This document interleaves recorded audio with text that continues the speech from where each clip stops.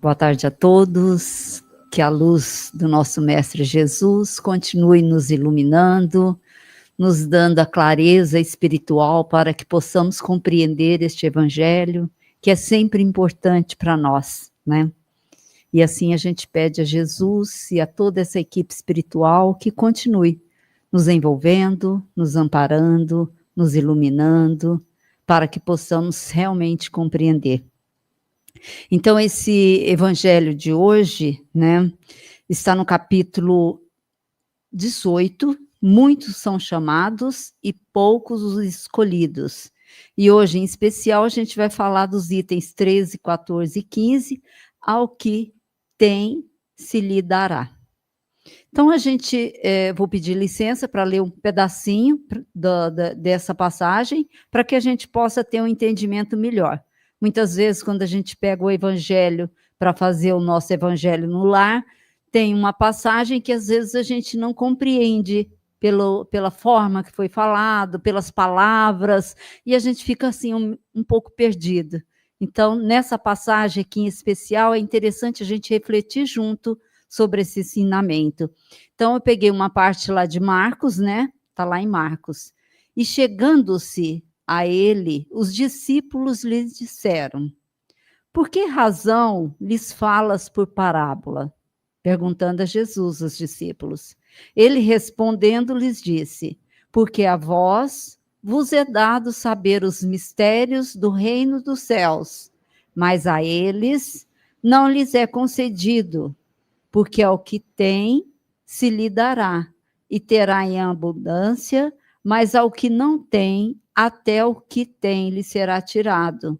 Por isso é que lhes falo por parábolas, porque eles vendo não veem, e ouvindo não ouvem, nem entendem, de sorte que nele se cumpre a profecia de Isaías que diz: vós ouvireis com os ouvidos, e não entendereis, e vereis com os olhos, e não vereis.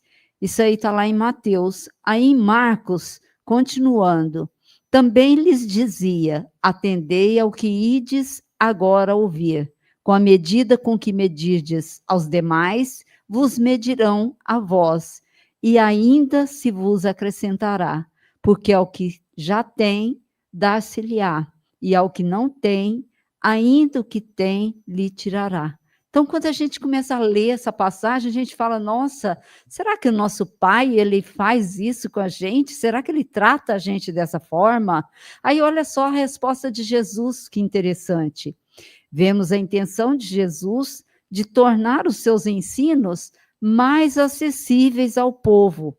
Então, ele explicando por que ele falava com parábolas, né? Porque parábolas são narrativas alegóricas, e ele trazia sempre o dia a dia daquelas pessoas naquela época. Era o pescador, era aquelas pessoas que trabalhavam, que viviam, que vivenciavam naquele momento. Então, ele conversava com parábolas, porque até hoje a gente faz analogias, a gente conversa com as crianças, a gente conversa com as pessoas idosas, com as pessoas que às vezes não compreendem toda essa inteligência artificial, a gente vai fazendo analogia para tentar explicá-los, né?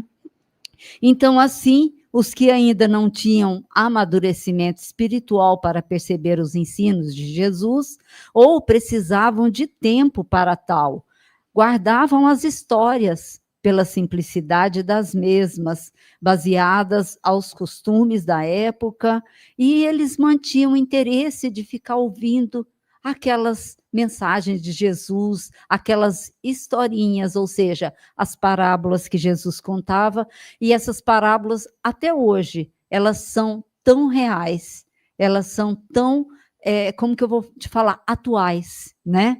Então, essas parábolas a gente ainda continua falando, a gente ainda continua dizendo, mas nós, né, que já estamos amadurecidos um pouquinho mais espiritualmente, nós podemos aprofundar um pouquinho mais. Nós podemos analisar agora esse contexto, essa mensagem cristã, e por isso, né, que toda vez que a gente vai ler, toda vez que a gente fala, a gente acha ela tão atual, mas a gente vai retirando o que dela? Aquelas cascas, aqueles adornos, e a gente vai compreendendo o que Jesus realmente queria falar, o que ele precisava passar para aqueles que tivessem olhos de ver e ouvidos de ouvir.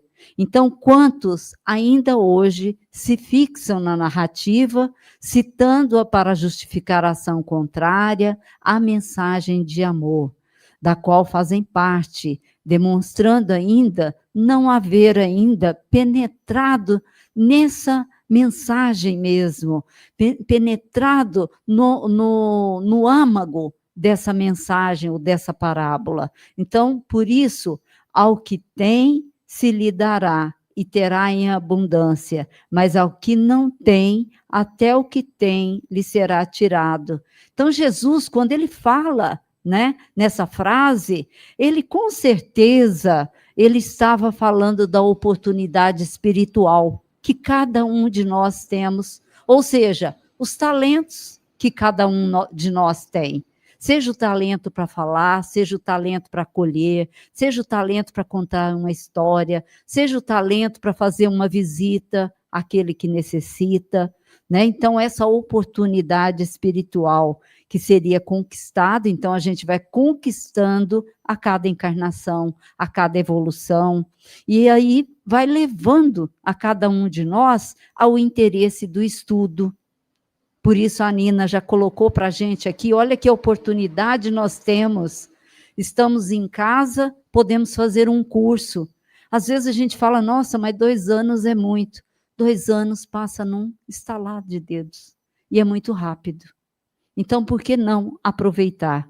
Então, levando a cada um de nós essa oportunidade, porque nós, a partir do momento que a gente já tem esse entendimento, a gente vai poder entender melhor, seja o nosso dia a dia, seja aquela pessoa, às vezes, difícil, de casa, que a gente tem dificuldade de entendimento, no trabalho, né? Então, assim, os que não aproveitam essa oportunidade para se elevar, para saber distinguir o bem e o mal, para saber entender o que... mas eu não faço mal. Mas qual o bem que você faz? A gente já está no momento de fazer o bem. Não é não ficar ali sentado, não, eu não faço mal nenhum. Não, qual o bem que você faz ainda? Você vai lá fazer uma visita para aquela pessoa que está doente?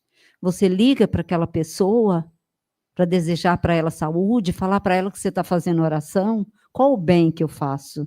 Então, por isso, assim, os que não aproveitam o que tem para o seu progresso espiritual, ou os que o usam para o mal, e a gente vê aí nessa internet, né?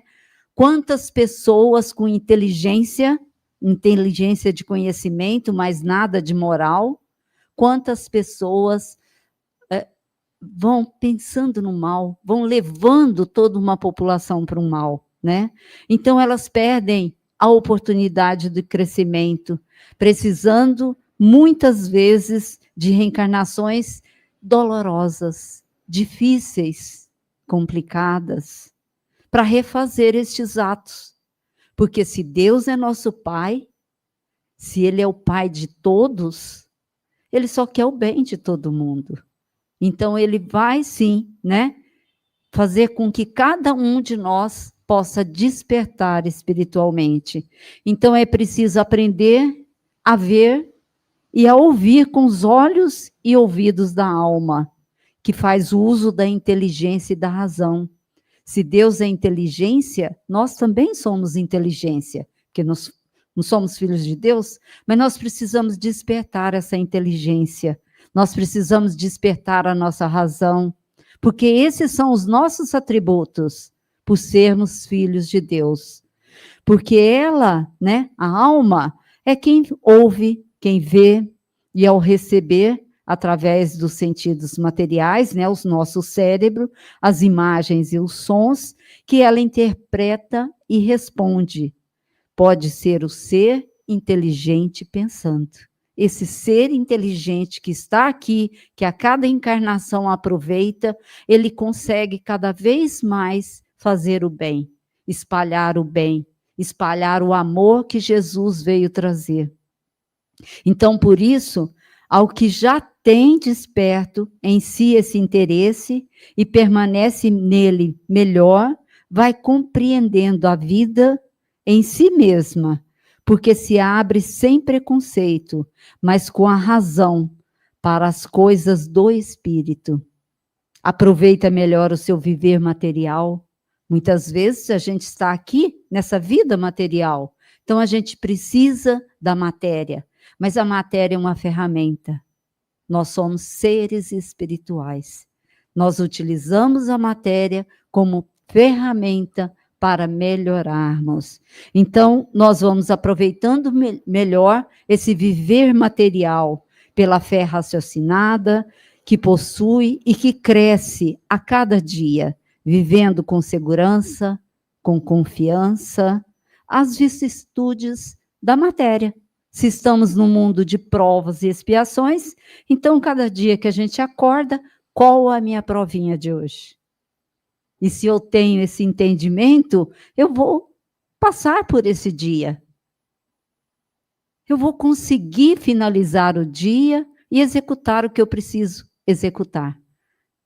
Sem preocupação. Então não se trata de Deus beneficiando uns, né? E outros não. Que às vezes a gente fala, parece que o meu vizinho veio de férias, mas não é isso. Ele está naquele momento e a gente está em outro, né? Então não vamos julgar quem somos nós, né? Então, através da graça, mas de conquistas espirituais, daqueles que as buscam, o que não acontece com os que se preocupam apenas com as coisas materiais da vida. Que Jesus nos desperte. Estamos no princípio do ano. Que seja um ano muito bom para cada um de nós. Que ao chegar ao final do ano, a gente possa falar, que bom que eu já fiz o curso, já terminei um ano. Que bom que eu terminei de ler um livro.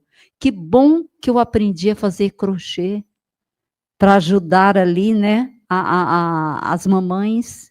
Que bom. Que Jesus nos ilumine, nos dê força e coragem para essas oportunidades. Que assim seja.